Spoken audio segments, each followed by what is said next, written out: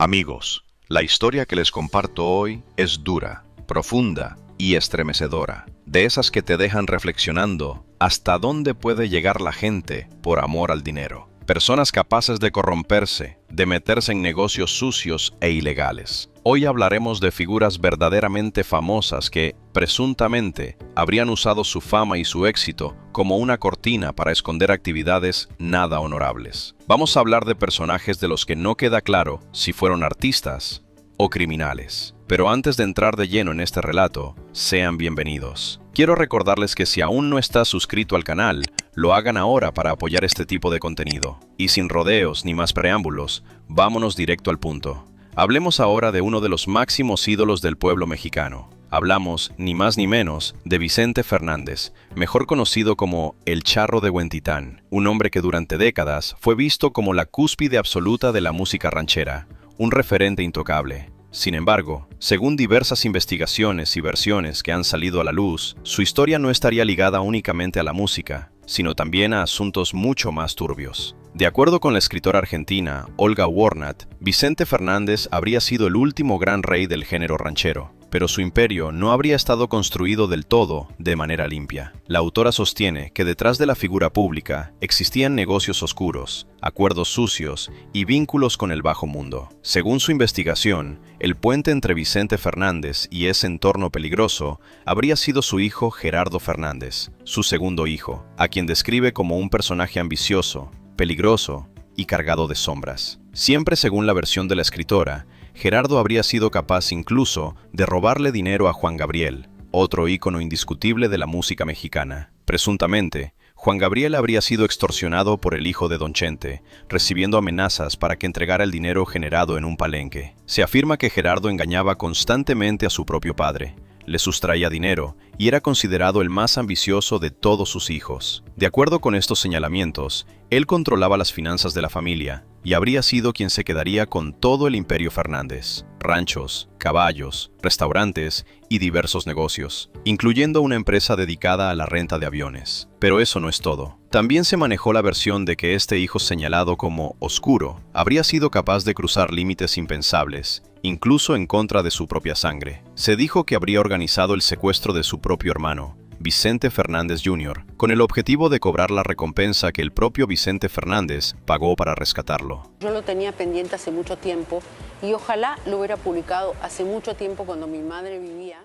Durante años, según estas versiones, el imperio de los Fernández habría crecido mediante extorsiones, particularmente en el mundo de los palenques. Se decía que controlaban ese circuito y que nadie podía presentarse si no trabajaba para ellos. Y sí, amigos, también se hablaba de vínculos con gente poderosa, gente pesada, personajes del bajo mundo. Y es que, como siempre decimos aquí, muchas veces la realidad supera a la ficción. No podemos asegurar nada de esto, pero según la propia escritora, al indagar en la vida de Vicente Fernández, se topó con un panorama oscuro y estremecedor, de esos que te erizan la piel y te obligan a preguntarte en voz baja: ¿quién era realmente Vicente Fernández? ¿Qué secretos sombríos guardaba? ¿Por qué tenía tanto control sobre los palenques? Algunos testigos afirmaban que Vicente Fernández dominaba la música ranchera en México, al grado de no permitir que ninguna otra figura destacara. Incluso, se decía que los dueños de los palenques temían contratar a artistas como Valente Pastor, porque eso significaba meterse en problemas con Don Chente. Entonces surge la gran pregunta: ¿fue solo un cantante o también el jefe de una organización criminal? No lo sabemos. Pero ahora quiero leerte a ti en los comentarios. ¿Quién crees que fue realmente Vicente Fernández? ¿Un ídolo musical o algo más? Esa parte de Vicente Fernández no me gustó, pero yo traté de encuadrar a ese Vicente Fernández. Otro episodio que sacudió a México fue la muerte de uno de los compadres de Vicente Fernández, Felipe Arriaga, apodado El Cotija. Este hecho añade todavía más misterio e intriga a esta historia, ya que Felipe mantenía una relación cercana con Vicente Fernández, pues en su momento trabajó para él. Según algunas investigaciones, se ha dicho que Felipe Arriaga estaba involucrado en negocios ilícitos, de los cuales nunca quiso hablarle a Don Chente. Los hechos son duros y estremecedores. Felipe Arriaga fue asesinado el 3 de noviembre de 1988, a escasos metros de su casa, cuando un grupo de hombres armados lo interceptó justo antes de ingresar a su domicilio. Todo ocurrió frente a los ojos de su propio hijo. Hasta el día de hoy, este crimen permanece sin resolverse. Sin embargo, todo apunta a que Felipe Arriaga tenía nexos con gente pesada, gente oscura, gente innombrable. Y aquí te lanzo la pregunta directa. ¿Crees que Vicente Fernández tuvo algo que ver en este asesinato? ¿O se trató de un ajuste de cuentas por los pasos equivocados de Felipe Arriaga? ¿Quién fue realmente Felipe Arriaga? ¿Un cantante, un compositor o un criminal? Déjamelo en los comentarios, porque esta historia, amigos, todavía huele a pólvora y a secretos enterrados. Y amigos, no se muevan, porque el siguiente nombre que aparece en esta lista es el del recordado conductor de televisión y actor Paco Stanley, quien terminó sumándose a la larga y dolorosa lista de asesinatos en México, tras ser acribillado a balazos frente a un restaurante. Se dijo de todo tras su muerte, pero de acuerdo con las versiones oficiales, se abrió una línea de investigación para determinar si el crimen había sido una venganza o un ajuste de cuentas relacionado con el crimen organizado. Desde el inicio, las autoridades descartaron el robo y el secuestro como móviles. Esta investigación, como era de esperarse, provocó una enorme controversia. Al final, los principales señalados fueron Mario Besares y Paola Durante, quienes terminaron siendo liberados debido a la falta de pruebas contundentes en su contra. Sin embargo, el caso dio un giro aún más inquietante cuando el Ministerio Público encontró una credencial que identificaba a Paco Stanley como funcionario de la Secretaría de Gobernación, documento que supuestamente le otorgaba permiso para portar armas de fuego.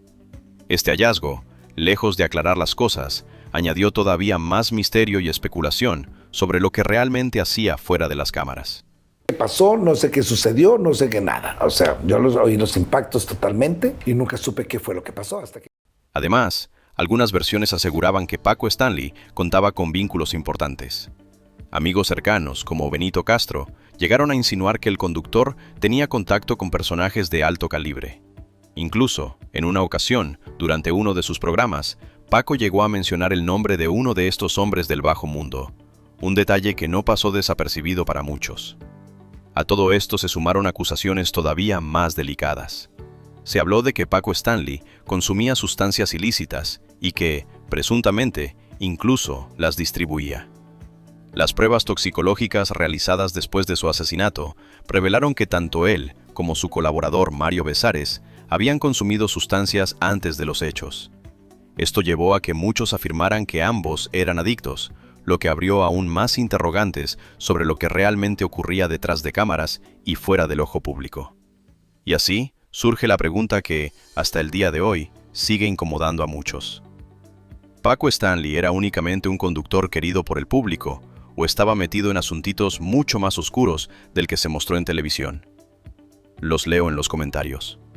Y el siguiente nombre que aparece en esta lista es el del cantante de boleros Víctor Turbe, mejor conocido como El Pirulí, quien perdió la vida en 1987, justo en la entrada de su casa, cuando 3 sujetos le dispararon a quemarropa. Desde los primeros momentos, se manejó la versión de que se trató de un ajuste de cuentas, aunque la familia sostuvo en su momento que había sido un simple asalto. Sin embargo, también se dijo que esa explicación buscaba tapar algo más profundo, e incluso llegó a circular la teoría de que se trataba de un crimen pasional. Pero muchos testimonios de aquella época coincidían en un punto que resultaba inquietante. El Pirulí llevaba un estilo de vida excesivamente lujoso, algo que no encajaba con los ingresos que, en teoría, obtenía como intérprete de boleros. Se decía que siempre portaba grandes cantidades de efectivo, joyas de alto valor, y que era dueño de varias propiedades, entre ellas un rancho y casas en la Ciudad de México. Por esa razón, comenzaron a surgir sospechas. Muchos empezaron a pensar que el Pirulí no se dedicaba únicamente a la música, que cantar era solo una fachada o un pasatiempo, y que su verdadero negocio estaba en otro lado. A raíz de su homicidio, inmediatamente tuvo la intención de vincularlo con el narco. Se manejó la versión de que estaba involucrado en el mundo de las drogas, y que su asesinato habría sido consecuencia de deudas millonarias. Según estas versiones, esa habría sido la causa real de su ejecución violenta. El caso jamás fue resuelto, a pesar de que han pasado más de 38 años desde aquel crimen. El Pirulí, quien incluso llegó a cantarle a la belleza de Verónica Castro, terminó teniendo un final tan trágico como enigmático. Y entonces surge la pregunta inevitable: ¿quién era realmente el Pirulí? ¿Un cantante o un criminal? Déjamelo saber en los comentarios. Y continuando con esta lista, aparece el nombre de la recordada cantante de música regional mexicana Jenny Rivera, quien perdió la vida en un accidente aéreo cuando viajaba de Monterrey con destino a Toluca. Sin embargo, lo verdaderamente inquietante no fue solo su muerte, sino todo lo que comenzó a saberse después, cuando salieron a flote versiones que despertaron serias sospechas. Se dijo que Jenny Rivera había sido contratada en diversas ocasiones para presentarse en eventos privados organizados por hombres muy poderosos, reuniones cerradas donde ella siempre aceptaba cantar. De acuerdo con algunos testimonios de la época, también se mencionó que la artista consumía drogas, un señalamiento que no hizo más que avivar las especulaciones que ya circulaban a su alrededor. Y es imposible no recordar aquel episodio en el que Jenny Rivera fue detenida en el Aeropuerto Internacional de la Ciudad de México por ingresar al país con $50,000 en efectivo provenientes de Los Ángeles. En su momento, Rivera negó de manera tajante cualquier relación con personas ligadas al crimen organizado. Aseguró que no estaba dispuesta a ponerse en riesgo ni en Estados Unidos ni en México, y que jamás se involucraría en ese tipo de situaciones. Pero tras su muerte, muchas piezas comenzaron a acomodarse de otra manera. Se dio a conocer que una agencia policial en los Estados Unidos tenía información que indicaba que su vida estaba en peligro. Y como si eso no fuera suficiente, también se recuerda que durante su último concierto, alguien del público gritó una frase que quedó marcada como una advertencia escalofriante: ¡Hoy te matan! Un grito que con el tiempo adquirió un peso inquietante. Por todo esto, mucha gente comenzó a creer que la caída del avión no fue un simple accidente, sino un posible sabotaje.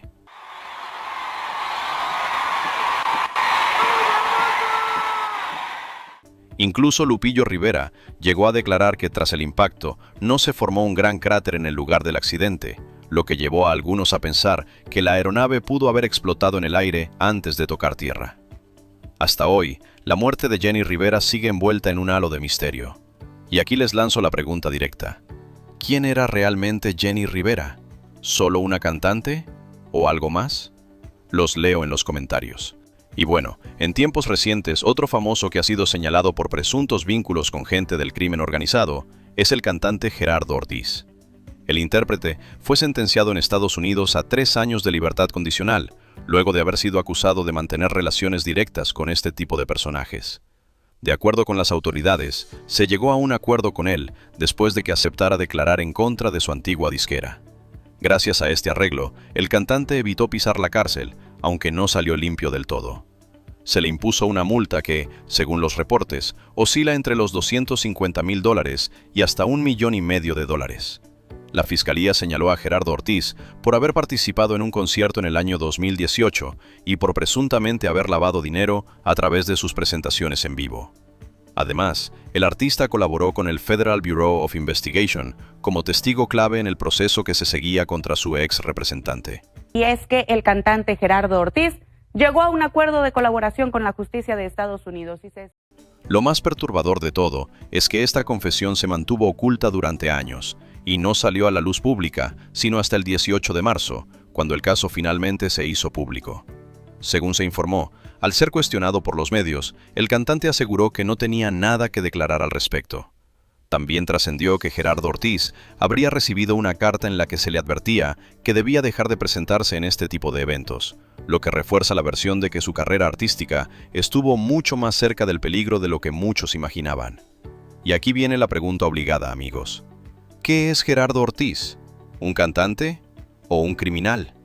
Ahora sí que, ustedes díganme. Y miren ustedes, ahora toca hablar de quien fue conocido como el Rey del Jaripeo. Un cantante profundamente querido por el pueblo mexicano y un compositor de esos que no abundan. Sin embargo, durante años su nombre quedó envuelto en rumores muy pesados, rumores tan densos que jamás terminaron de disiparse. Su vida fue ligada en múltiples ocasiones al crimen organizado y además estuvo marcada por la tragedia de la pérdida de sus hijos, muertes que, según se dijo, habrían ocurrido como actos de venganza. Y aclaro algo desde ahora. Esto que se menciona aquí no surge solo de un chisme aislado o de rumores de pasillo. Fueron muchas las voces que señalaron a Joan Sebastián como alguien que utilizaba su carrera artística como una fachada, asegurando que su verdadera actividad no era cantar, sino delinquir. Joan Sebastián, sos el más sinvergüenza, sucio que puede haber en el mundo. La periodista de investigación Anabel Hernández afirmó públicamente que Joan Sebastián habría participado en actividades criminales junto a su hermano Federico Figueroa,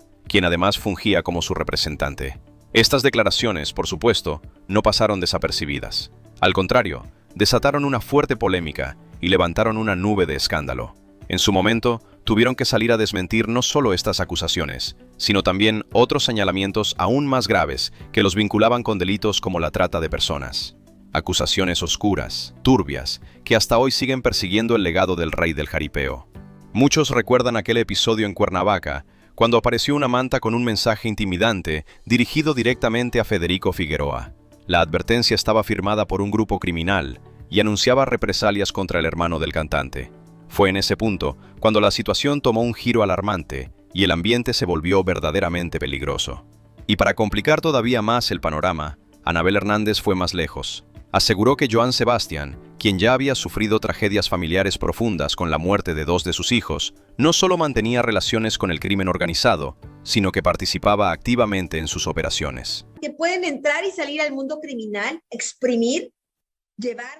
Según la periodista, existían testigos que afirmaban que en la finca de Juliantla se llevó a cabo una reunión donde estuvieron presentes varios líderes de grupos criminales.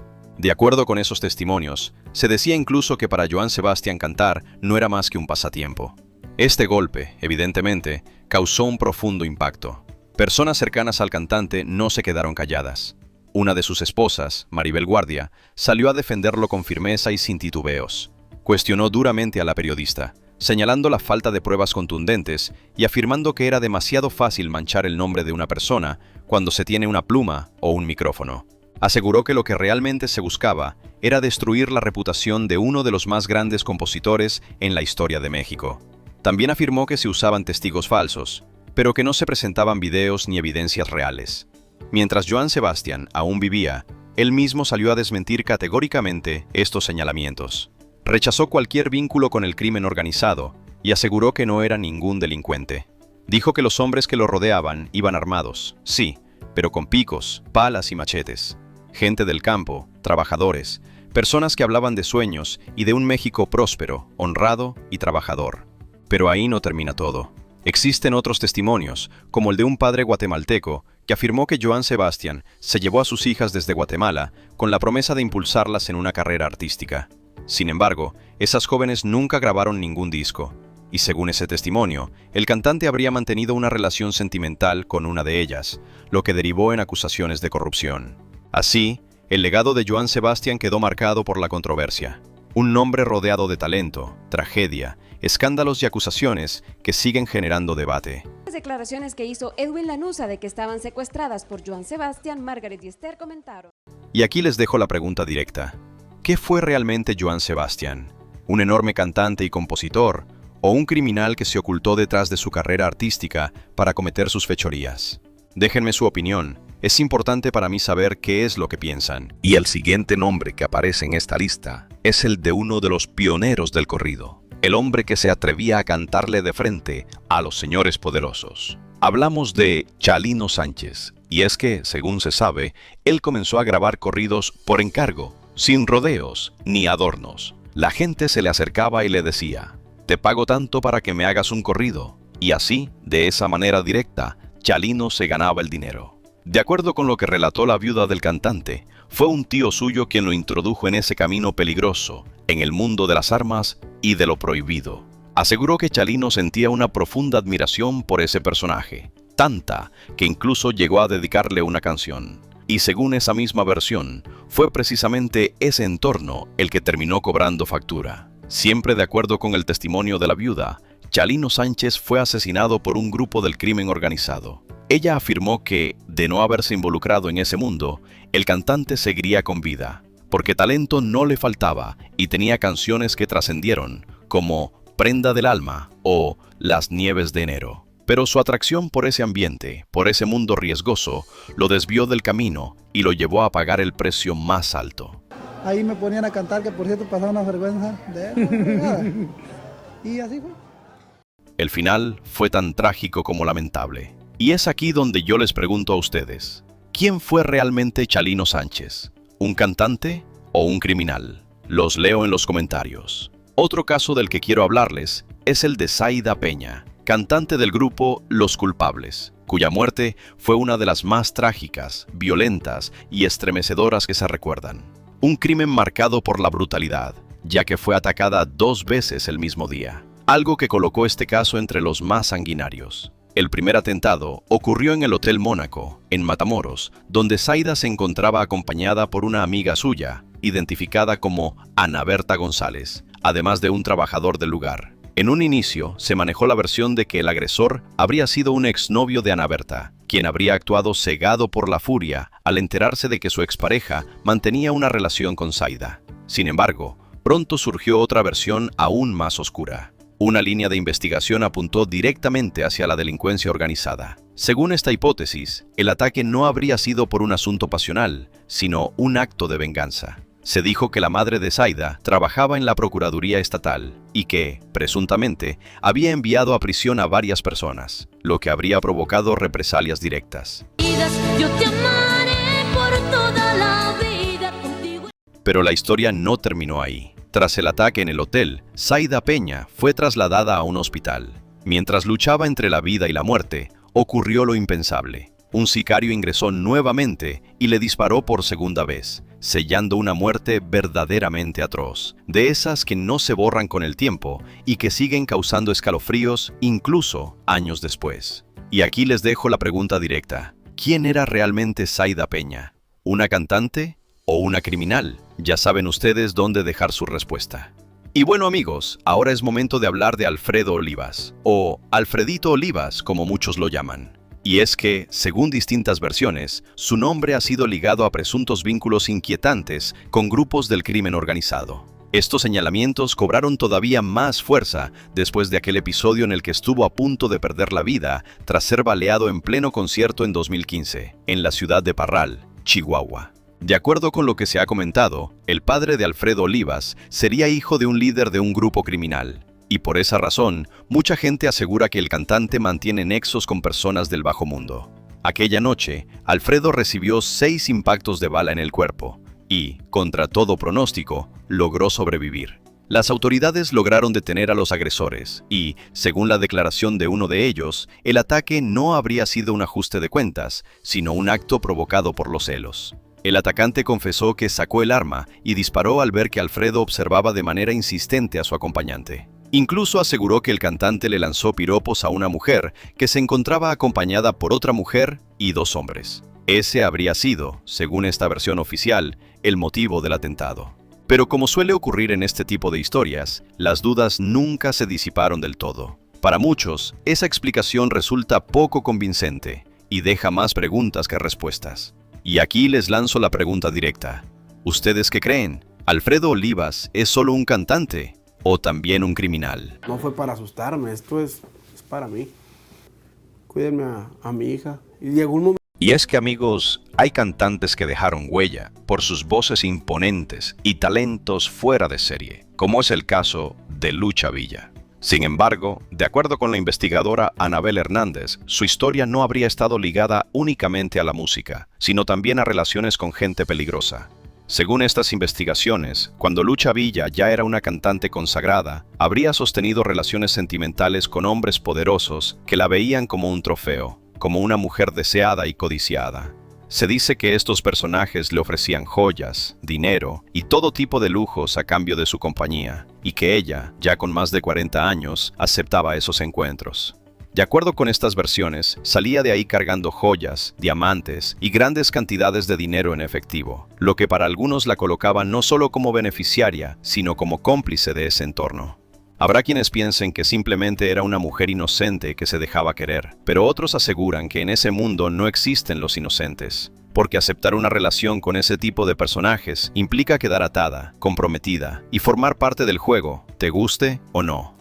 Y aquí viene la pregunta incómoda. ¿Quién fue realmente Lucha Villa? ¿Esa cantante de voz bronca que se ganaba la vida cantando en palenques y conciertos? ¿O alguien que prefirió el camino fácil y recibir dinero de gente del bajo mundo? ¿Fue Lucha Villa solo una cantante? ¿O fue también una criminal? Me gustan los dulces, los tiernos, claro, muy hombres, muy seguros de lo que quieren hacer en su vida y de lo que hacen en su vida. Caray, ahora sí que los dejé pensando, ¿verdad? Y miren amigos, como bien dice el dicho, entre el cielo y la tierra no hay nada que se quede oculto para siempre. Y ahora, quien está siendo relacionado por muchos con personajes poderosos del bajo mundo, es nada menos que Antonio Aguilar, el llamado Gran Charro de México. De acuerdo con distintas versiones, su carrera como actor y cantante habría contado con el respaldo de un compadre muy influyente, un personaje oscuro que presuntamente puso dinero para películas, discos y múltiples proyectos.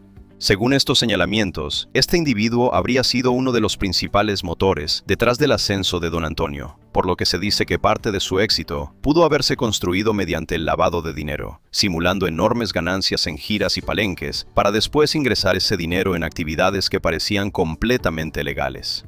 Pero, según estas mismas versiones, las sombras no se quedaron solo en él. Su círculo más cercano también habría sido alcanzado. Se menciona que una hija de su esposa, Flor Silvestre, fruto de su relación con el locutor Paco Malgesto, conocida como Marcela Rubiales, aparece señalada en un libro de la periodista Anabel Hernández como presunta pareja sentimental de uno de estos poderosos personajes. Según se dice, tras esa relación, ella habría decidido enfocarse de lleno en la música. De acuerdo con la periodista, este hombre influyente acudía con frecuencia a los conciertos de Antonio Aguilar y siempre tenía un lugar especial reservado en los palenques, un sitio privilegiado, como si fuera el patrón, el jefe, el verdadero cerebro detrás de la carrera de don Antonio Aguilar. Desde una lectura más inquietante, esto también podría explicar por qué Vicente Fernández nunca tuvo un enfrentamiento directo con Antonio Aguilar. Según estas versiones, ambos contaban con gente muy pesada detrás, personas que los protegían, que cuidaban que sus carreras no se mancharan y que evitaban que existiera una rivalidad real dentro de la música mexicana. Y entonces surge la pregunta incómoda. ¿Nos hicieron creer que los únicos grandes de la música mexicana fueron Vicente Fernández y Antonio Aguilar? Porque, según se dice, muchos otros talentos fueron bloqueados y sacados del camino. Y es que sí, amigos, si eres un cantante con verdadero talento y de pronto alguien aparece con una pistola para decirte que ya no puedes seguir cantando, no te queda otra más que hacerte a un lado si quieres seguir con vida. Además, según estas versiones, Antonio Aguilar también interpretó corridos dedicados a personajes del bajo mundo. Se dice que estas personas no solo invertían dinero en sus películas, sino que incluso les facilitaban vehículos y armas que luego eran utilizados durante las filmaciones. Un relato verdaderamente oscuro que cambia por completo la imagen que muchos tenían de don Antonio Aguilar. Y aquí va la pregunta final, amigos. ¿Quién fue realmente Antonio Aguilar? ¿Qué secretos se escondían en su rancho? ¿Era de verdad el Gran Charro de México? ¿O era un criminal? Ya saben, déjenme su respuesta en los comentarios. No se les olvide. ¿Cómo pude saber esto? Lo pude saber gracias a mis testigos directos. Y miren ustedes, después de escuchar todos estos relatos, uno no puede evitar preguntarse, ¿qué es lo que realmente pasa con esos artistas que cantan horrible, que tienen una voz de chisguete y que aún así se vuelven increíblemente famosos? Cantantes que llenan recintos enormes y majestuosos como Peso Pluma o Natanael Cano. Y aquí viene la pregunta incómoda. ¿Quién está metiendo dinero en esas carreras? ¿Quién paga para que esas canciones suenen una y otra vez en la radio? Porque sí, amigos, existe un negocio muy oscuro dentro de la radio, donde puedes pagar para que tu canción suene 1000 veces al día y así fabricar un éxito. Una práctica que oficialmente está prohibida, pero que según muchos es cosa de todos los días. Cualquier artista que tenga detrás a una persona con mucho dinero puede convertirse en una supuesta superestrella, porque ese patrocinador está dispuesto a quemar millones con tal de que sus canciones suenen en todas las estaciones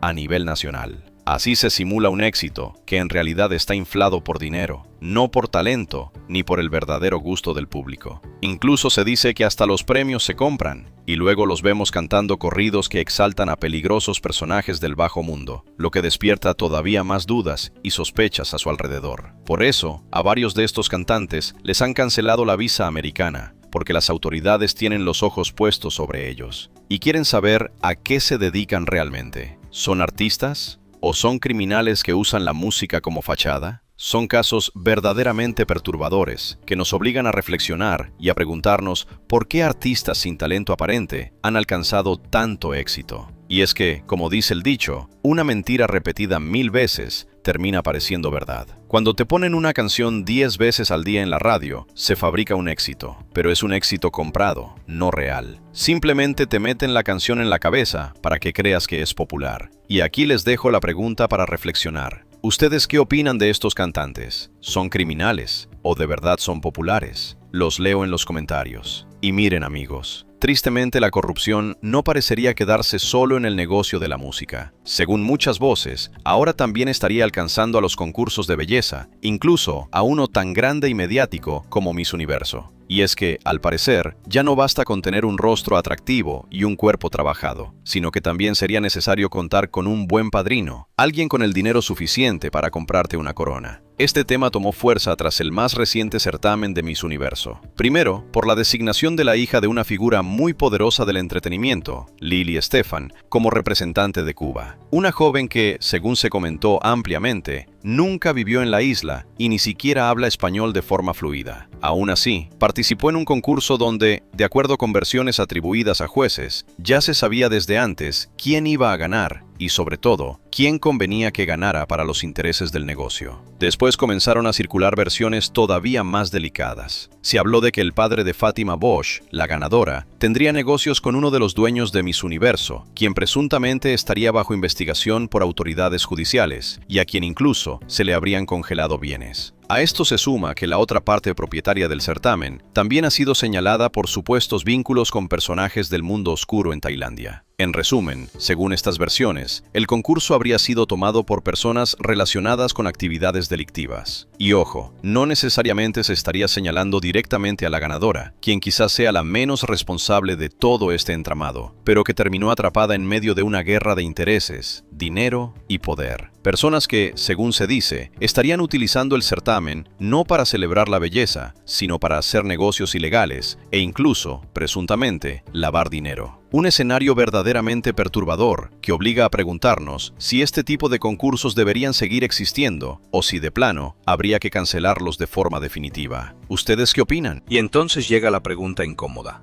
esa que muchos prefieren evitar pero que flota en el ambiente como humo espeso. ¿Qué pasa con las figuras de la televisión que también han sido vinculadas con estos poderosos personajes del bajo mundo? Nombres como Galilea Montijo, Alicia Machado, de quien incluso se ha dicho que tendría un hijo con uno de estos hombres, o casos como Mariana Seoane y Patricia Navidad, quienes han reconocido públicamente haber asistido o participado en este tipo de eventos privados. Aquí no se está afirmando nada como una verdad absoluta, pero la duda es válida. ¿Qué papel juegan realmente en todo esto? ¿Son personas completamente inocentes que fueron llevadas a cantar o a presentarse sin saber quién estaba detrás del evento? ¿O simplemente no les importa el origen del dinero mientras el cheque tenga fondos? Porque en este mundo, amigos, la ignorancia también pesa. Y hay quienes aseguran que aceptar una invitación, subirse a un escenario privado y convivir con este tipo de personajes no es un acto ingenuo, sino una decisión consciente. Otros, en cambio, sostienen que muchas veces se trata de trampas, contratos disfrazados y situaciones donde decir no también puede tener consecuencias. Así que la pregunta queda sobre la mesa, sin un juicio final, pero con mucha tela que cortar. ¿Son cómplices? ¿O son personas inocentes atrapadas en un juego mucho más grande que ellas? Y ojo, amigos, hay muchas más mujeres que han sido vinculadas con estos poderosos señores del bajo mundo, pero ese será tema para otro video. Un video dedicado exclusivamente a famosas señaladas por su cercanía con el poder y el dinero, sin importar de dónde provenga. Un tema verdaderamente inquietante, de esos que hacen abrir los ojos, reflexionar y hasta hablar en voz bajita preguntándose hasta dónde es capaz de llegar la gente por amor al dinero. Y hasta aquí los dejamos, amigos, con este relato. Un relato intrigante, cargado de sombras, que deja más preguntas que respuestas y que pone la piel de gallina por todo lo que se menciona.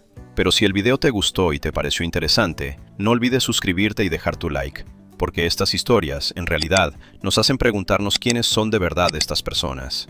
Ya lo dice el refrán, nadie sabe lo que hay en el morral, solo quien lo está cargando.